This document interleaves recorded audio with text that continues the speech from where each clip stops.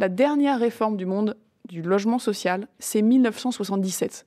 C'était il y a 40 ans. Moi, j'étais pas née. C'était un moment où on s'est dit, tiens, il faut qu'on passe de l'aide à la construction à l'aide au logement. C'est le tout début des APL. Donc là, vous êtes obligé de reculer. Face à la contestation générale, vous reculez. C'est qu'on se rend bien compte que quand vous avez un système qui est stratifié depuis 40 ans, c'est extrêmement difficile de le faire d'un coup.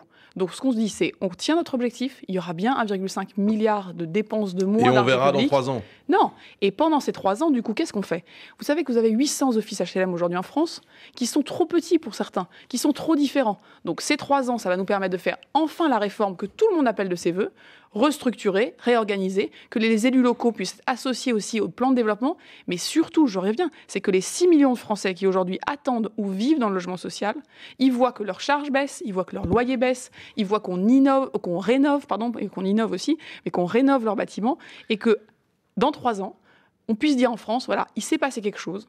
Et aujourd'hui, les loyers servent à faire ce que doivent faire les loyers, l'entretien quotidien, et qu'on a mis en face des besoins d'investissement et de construction les bons outils. La Caisse des dépôts va nous aider, Action Logement va nous aider, la Banque européenne d'investissement va nous aider.